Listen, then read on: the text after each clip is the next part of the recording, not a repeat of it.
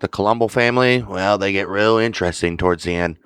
It's not just one boss's story, it's three back to back to back.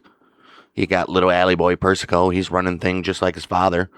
And you got Andy Russo stepping in on the street while little alley boy's in prison. Then after Russo, you got skinny Teddy Persico, he's taking over after both of them are gone. If you follow those three, you basically see what the Colombo family turns into. Outlaws and gunslingers. Real stories, the way they actually happened. And it all starts with Alphonse, little alley boy Persico. Because he's not just another guy taking over. Nope, he's stepping into something that's already been controlled by his daddy for decades. So when you're looking at him, you're not just looking at a boss. You're looking at the continuation of the Persico hold on the whole Colombo family. And that's important, because even when he's not on the street, even when he's dealing with cases and prison time, his name still carries weight. He's still tied directly to the power structure that's been running that family for years and years and years. Old little alley boy walked away from St. John's University School of Law and stepped straight into the most violent internal wars the mafia had seen in decades. Right. To where they left bodies in Brooklyn, family divided, and his own future locked behind bars for the rest of his life. By the time everything finally caught up to him, there was no way out. Just a long sentence and a trail of decisions that led him there. Old alley boy. He was born February 8th, 1954, right in New York. As a kid, he grows up down in South Brooklyn and Bensonhurst. Kind of places where the streets themselves almost feel like part of the story, because they are. His daddy, Carmine. So from the start, Alphonse not exactly growing up in a normal household. None of them do. He's got two brothers, Lawrence and Michael Persico. Around the neighborhood, he picks up the nickname Little Alley Boy, which is mainly to separate from his uncle, also named Alphonse. All right. Who was a capo in the Colombo family, and he ended up dying in 1989. All right. Little alley boy, he's married to Teresa Persico. What makes him a little bit different early on is that he's not just some street kid with no other options. Like I said, he's actually a solid student. Finished his high school, gets into St. John's, which is not nothing. And for a moment, looks like he might go completely different direction. Well, at least they try to get this guy in law. You got to have. It's like The Departed, where he sends the dude to the the Stadies. So that's cool. Yeah, well, that don't last though. Drops out of his sophomore year, and it's widely believed he does that to start working more closely with his daddy. By his early 20s, he's already a soldier in the Colombo family, and by the time he hits his mid-20s, he's reportedly a capo, which, well, you know, that's a pretty fast rise. Most guys don't even get capos till like 50 already. Well, we are talking about the Colombo family, though. And, I mean, it is the boss's son. All right. And these guys went through people like crazy. All right. Like a lot of guys in that world, he leans into it. The power, the respect, the adrenaline of it all. That's what pulls him in. Then in 83, he gets arrested for heroin possession, and this will be a common theme for the next, for these next three guys we're going to cover. I mean, these guys were so money greedy. If they would have stayed out of the drug business, oh my goodness. Just think. It's just for possession. All right. But the case gets dismissed, so nothing sticks to him at that point, but it don't matter. 1987, they really start closing in on Carmine Persico. He gets hit with a combined 139-year sentence after being convicted in two major cases, the Mafia Commission trial, and then he had a separate racketeering trial that was tied directly to Colombo families, which we've been through both of these. Before all this happens, Carmine names his brother Alphonse as acting boss. He's trying to keep things steady while he's heading off to prison to the clink. At that very same time, little alley boy, he's already getting pulled into the fallout. He's convicted in what's known as the Colombo trial, 17th of November, 1986. 12 years federal prison. During sentencing, Judge John Keenan, he actually tries to talk some sense into him. He tells him straight up. He said, man, you're still young. You're still young enough to turn things around, guy. He's 32, but yeah. And he goes on to say, you're a chump if you stay in the Colombo family. Oh, we don't Talking like about that. my daddy? Right. Yeah, but by that point, alley boy is already in too deep. Yeah. Now, even with this massive sentence hanging over him, Carmine, he's still thinking long term. He knows there's a good chance he's never getting out, but he wants to make sure that his piece of the Colombo rackets keeps on and flowing back to his family. The plan, it's simple, at least in his mind. Once little alley boy gets out of prison, he's supposed to step into acting boss. So to hold that spot in the meantime, Carmine, he said, you know what? Hey, Victor Arena. Poor judgment there, buddy. I'm going to have you run things temporarily. And he makes it clear to everyone, Arena is not the long-term guy. He's just keeping the seat warm until Alphonse gets out. But here's the thing. Arena gets full control. Right. Which is very odd. I don't know why they did that. By 1991 of spring, things inside the Colombo family boiling over the edge. Victor Arena, he decides he's done playing the temporary role. He says, I can do this much better, and I'm on the outside. He makes a move to push the Persicos out completely. He goes for Concierge, Carmine Sessa, and he tells him to call a vote among the capos to make it official. But instead of Carmine Sessa backing him up, Carmine, he tips off the other Carmine in jail. And Carmine doesn't hesitate. He tells Carmine. He orders Arena's murder right then and there. Yeah. He said, take care of it, buddy. And June 20th, 1991, gunmen loyal to Persico, they go after Arena at his own house. And we all know what happened there. But Arena's driving down the street. He sees the guys he makes them. He's like, this is pretty obvious, guys. And he takes off, hit fails. After that, there ain't no going back now that you openly just try to assassinate somebody. By November of 91, after months of trying to smooth things over, the whole thing explodes into a full-on war. Oh, shit. You got the Persico faction on one side and the Arena faction on the other. And even though he's still sitting in prison, old Carmine, or Alphonse, my bad, he's right in the middle of it, helping direct the fight against Arena's side. The violence drags on. By May 13th of 93. Old Little Alley Boy and several other family leaders, they get indicted on racketeering charges. He thought he was getting out. Those charges include the 1992 murders of Arena loyalists John Minerva and Michael Imbergamo, which shows just how far this thing had gone. But by October 93, the war basically burned itself out when Arena and most of his guys, they're locked up in prison. It's soon enough. Right. Soon enough. With that, old Carmine, he still has control. Around the same time in 93, Alphonse's personal life takes a hit when Teresa Persico divorces him. Then it's not over. August 8th, 1994, something unexpected happens. Oh, no. Alphonse beats the federal racketeering and murder case. No shit. He's acquitted. And a big reason for that comes from what starts coming out about Gregory Scarpa. Yeah. We already know he had a relationship with the FBI, and he was over here killing people in the war. Right. So now, the first time in a long time, Alphonse, he's a free man. Uh-oh. Even then, he doesn't jump right into running things. Said he lays low, spending a lot of time down at his family home in Fort Lauderdale. Meanwhile, 1994, Carmine, he names Andrew Russo as acting boss in the meantime. All right. That holds until 96 when Russo ends up going to prison. Yep. We'll see that in a couple seconds. That's when old Little Alley Boy, he says, I'm finally ready, Daddy. Right. He takes over as acting boss of the old Colombos. Fantastic. Well, Little Alley Boy, his second run as the acting boss, guess what? Doesn't last long. About a year before everything starts falling apart once again. Early 1999, he's down in the Keys, out on a speedboat. With a bunch of keys. Right. When the United States Coast Guard said, you know what? I think we'll stop that boat. So they do. And they search it. And what they find, guess what? Many problems. For one, he's a convicted felon. And for two, he's got a shotgun. And for three, a semi-automatic handgun. And this is immediately gets him arrested. And around that very same time, 1999 of May, things inside the Colombo family, another dark turn. Well, either Carmine or Little Alley is believed to have ordered the murder of their own underboss, William Cotolo. The motive, nobody even knows what, but there are two main theories floating around. One, payback for Cotolo back in Arena during the war back in 1991. That's most likely it. Right. And why is he still in your family then? Right. The other, it's more strategic.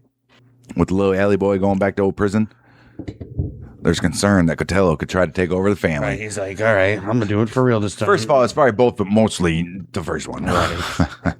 26th May, 1999, Cotelo's wife, Marguerite Cotelo reports him missing. And earlier that same day, Little Alley Boy had called him out to the park in Bay Ridge, Brooklyn. Cotelo. I mean, it's not obvious or nothing. Right. But Cotelo, he goes to that park, but guess what? He don't leave it. According to what later comes out, Colombo hitman. He left it. Right. He didn't go home. Right. Colombo hitman Thomas Gioli and Dino Calabro.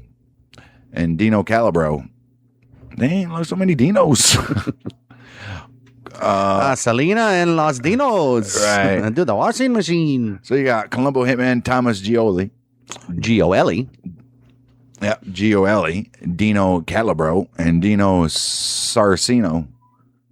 They grab him up, take him to Saracino's apartment, And that's where they would murder him. And after that, Gio he buries the body in a field just outside of Farmingdale, which is in New York. It just sits there undiscovered for many, many, many, many, many years until that cold October in 2008. Yeah, but before then, by October of 99, Persico's problems, they keep piling up. He gets arrested once again in New York, this time on thorough racketeering, loan sharking, and bank fraud. Agent searches Brooklyn apartment and come up with $25,000 in cash. Who cares? Along with records tied to loan sharking. Well, now they care. There you go. And credit card fraud. He does manage to get out on bail, but the case is serious, obviously, and it's being handled by Assistant U.S. Attorney Jim Walden. He's also the deputy chief of the Brooklyn Organized Crime Section. Oh. Not long after that, in 2000, the Florida gun case, that catches up with him. He's convicted on those charges and sent back to federal prison in Florida for another 18 months. January 24th, 2001, he's supposed to be walking out of prison after that gun charge. But he never makes it home because that same day he's about to walk out those gates. He gets picked up by the Popo and sent straight back to New York because they're waiting for him with a new indictment, which is tied to loan sharking. Oh, my. Jeez. At this point, the government's not just looking at financial crimes no more. They're also zeroing in on him for the murder of William Catolo. And they're starting to quietly build that case in the background. Because of that, Persico, he doesn't get bail. He's held the whole time. We can't let you out now, buddy. Wow. Then, December 20th, 2001, the country's still mourning the devastating loss in New York a few months earlier. He makes a move. You know what? I'm going to plead guilty to those federal racketeering charges, loan sharking, and money laundering. That cover activity from 1999 to 2001. Yeah, those 2 years, I did that. Part of that plea, well, comes with something he probably never wanted to say out loud. He has to publicly admit that he was acting boss of the Colombo family. And this is where you guys remember this. Let him do that? After that, the judge hits him 13 years. And he didn't get excommunicated from the family after that, huh? Wow. But William Catullo, in this case, is still hanging over everything.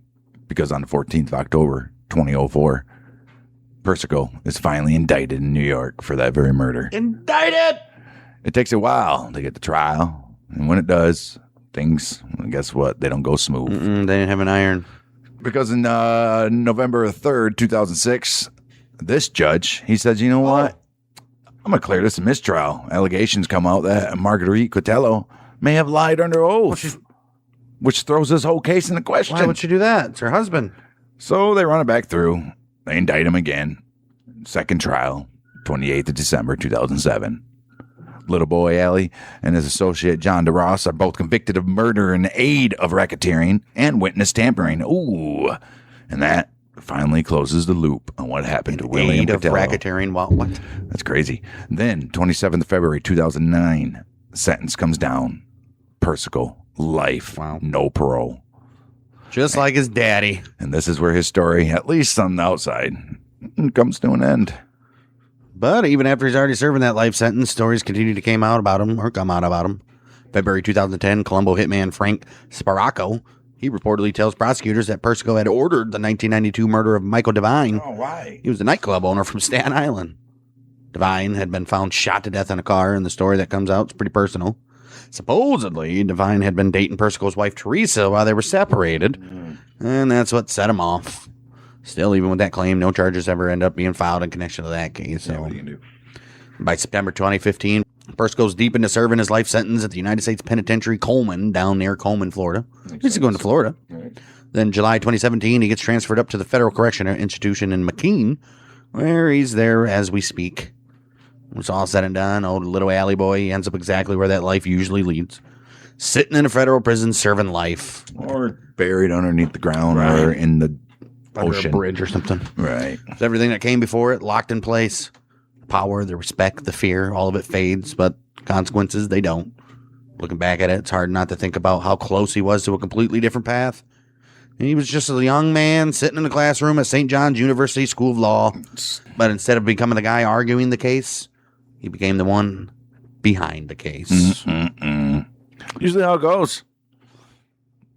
Alphonse Clearly Persico. his daddy didn't care. Like, you got two more sons, bud. Get you one of them in the law school or something. So that moves us to Andrew Russo. He wasn't the boss you heard about in headlines. Not the guy making bold public moves. He wasn't the guy leaving a trail of chaos. No. What if you spent any time looking at how the Colombo family actually stayed together Through the decades of arrests, internal wars, constant FBI pressure, there's only one name that keeps on showing up quietly in the background. It's always there. It's consistent. Still standing. He's still standing.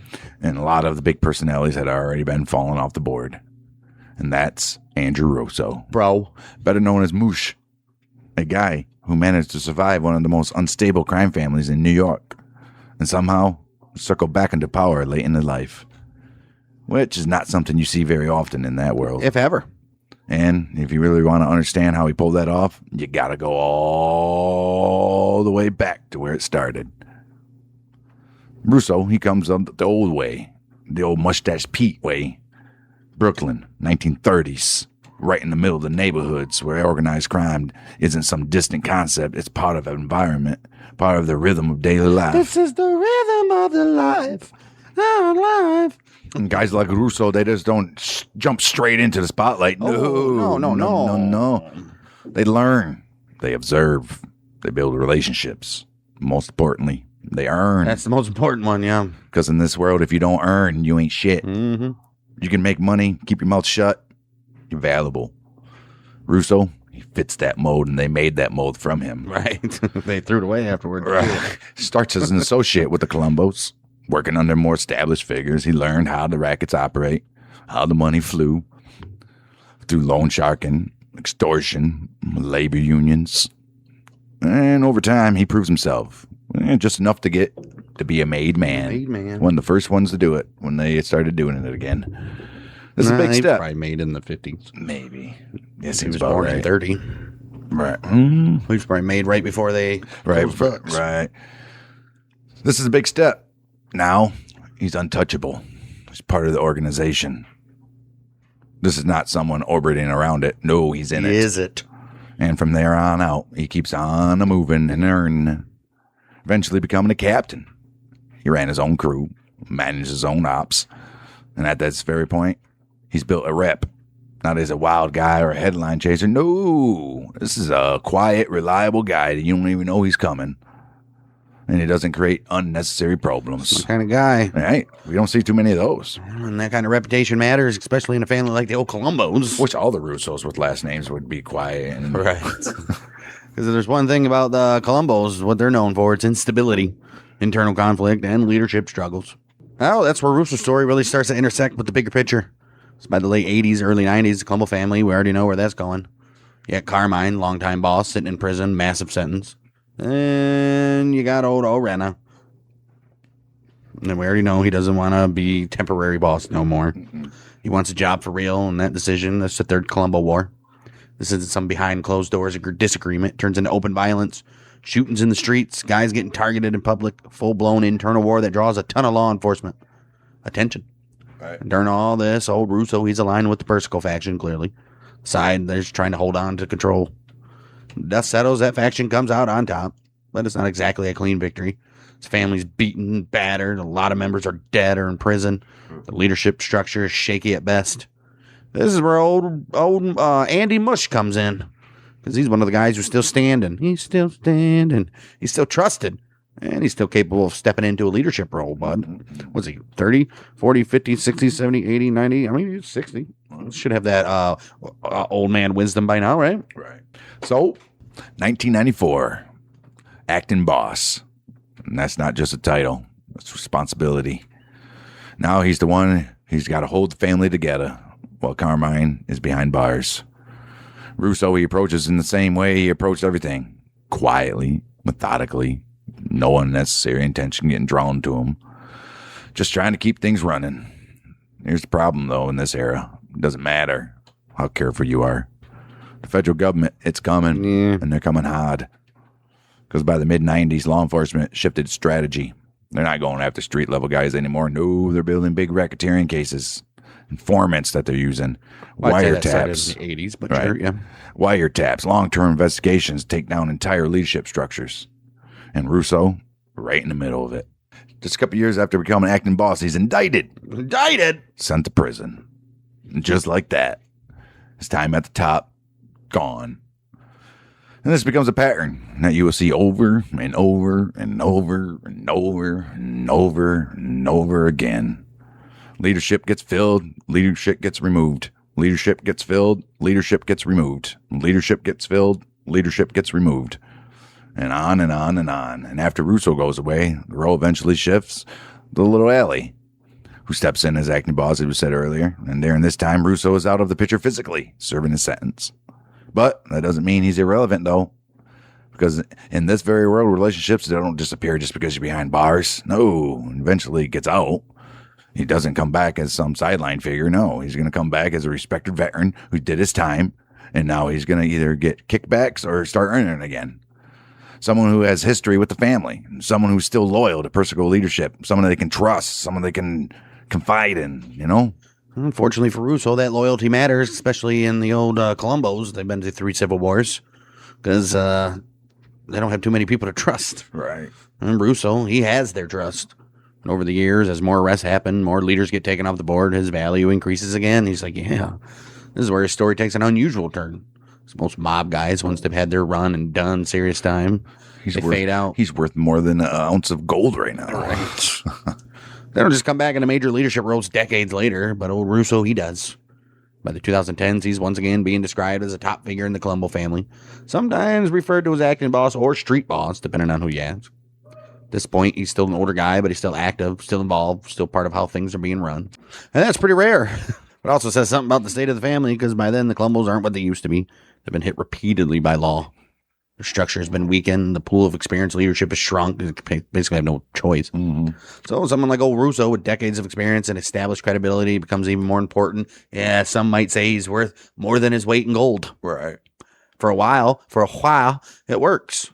Family continues operating, still involved in things like labor, racketeering, construction, obviously, and other traditional mafia activities. It's never going away. Still bringing in the cheddar, still maintaining some level of influence. But just like before, the pressure never really goes away and eventually catches up again. September 2021, Russo is arrested as part of a major federal indictment targeting the Colombo He's 90. family. And this case is significant because it shows that even in the modern era, the mafia is still active. Of course, still involved in organized crime, and the government still focused on dismantling whatever's left of it. They never will. Well, we got Russo. He's pushing 90. He's right in the middle, facing charges related to racketeering, extortion, labor-related schemes. And at this very point, it's a very different situation than it would have been earlier in his life, because now age is a factor. Long game isn't really there anymore. He's released the following month on $10 million bond. Died April 18, 2022 in New York City before his trial. And that's where his story comes full circle almost. He starts as a young boy coming up through the ranks, becomes trusted earner, rises in leadership, stays loyal, goes to prison, comes back, stays loyal, rises up again, and then ends up facing the same system one more time. And then when you step back and look at it, what stands out the most about Andrew Russo, it wasn't the most powerful or the most feared guy, no. As he lasted through internal wars, through leadership changes, through the commission trials in the 80s, through decades of federal investigations, he stayed relevant. And in that world of organized crime, especially in a family as turbulent as the Colombos, the laughing stock of the Fives, that might be the most impressive thing of all. Well, this is because plenty of bigger names came and went. But Russo, he stayed quietly, doing his part, bringing in the money. And long after a lot of those stories had already ended, already wrapped up, he was there. He was there, old Russo. And we're going to wrap up it by taking a look at the believed to be current boss, Theodore Skinny Teddy Persico. Oh, Skinny Ted. I bet he hates called Skinny Ted. He might.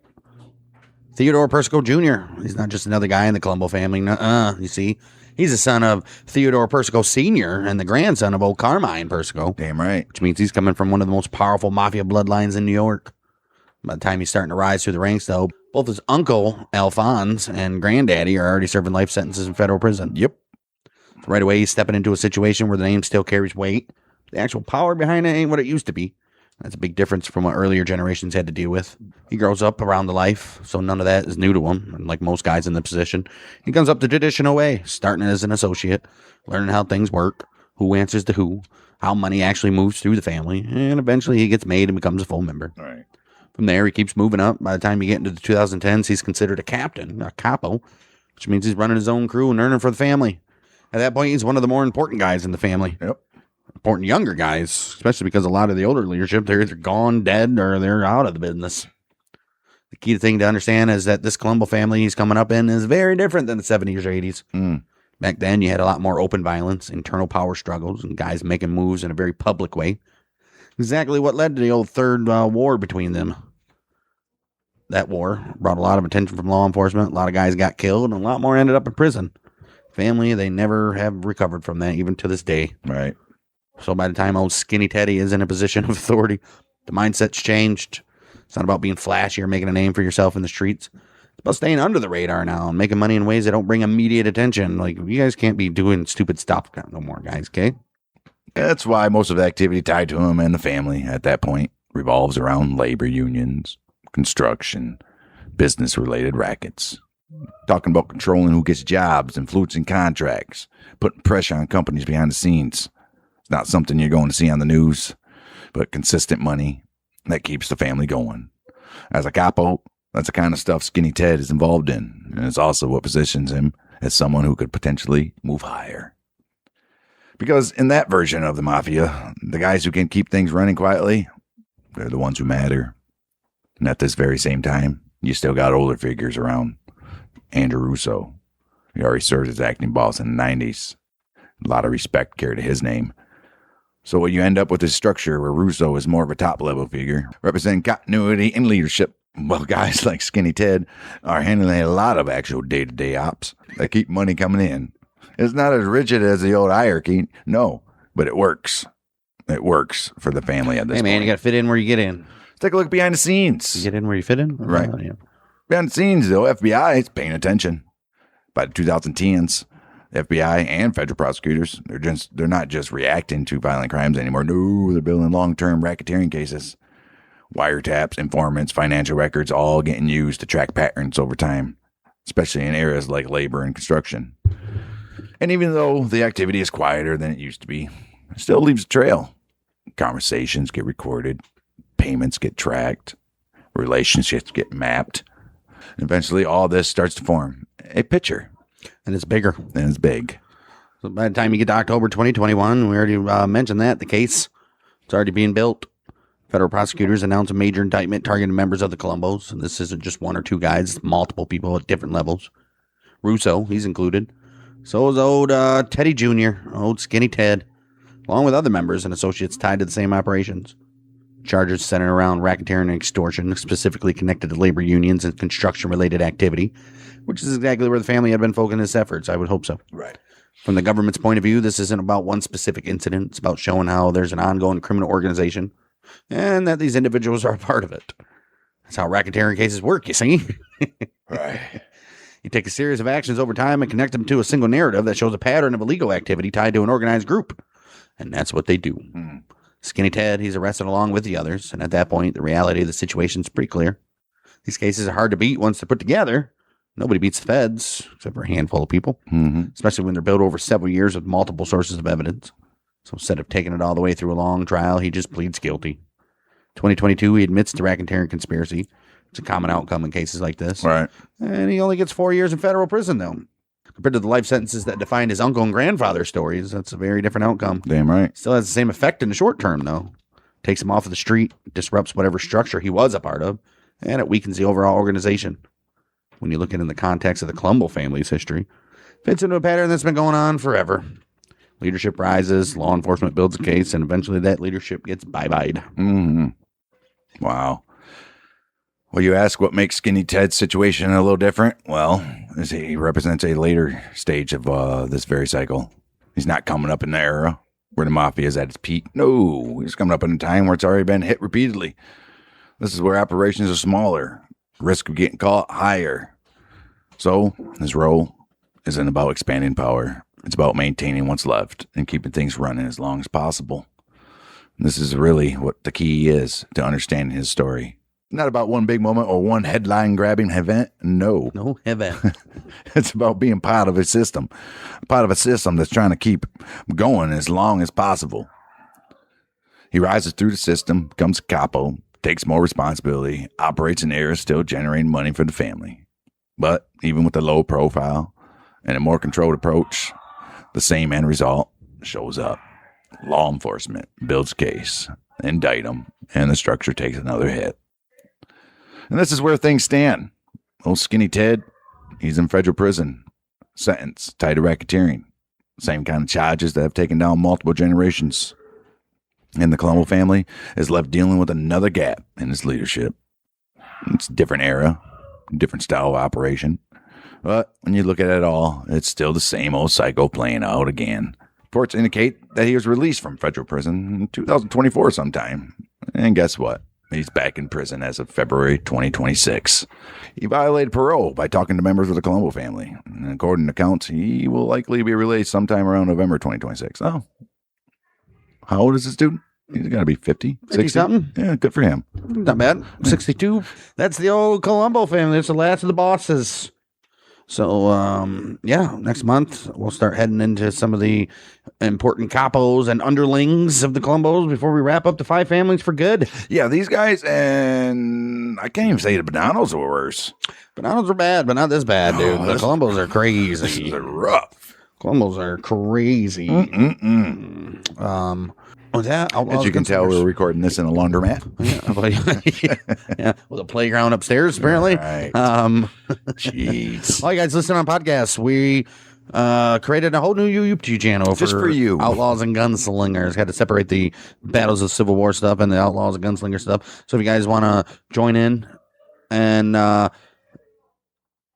hang out with us while we're recording podcasts live, you guys are hearing this podcast probably first week of May sometime. Oh, look at that. Cinco de Mayo, baby. And we're recording this April 16th. So that tells you how far ahead we are on our content. So if you guys want to hang out and be ahead of all the other people that are listening, and give us a subscription over at Outlaws and Gunslingers on YouTube. Do it.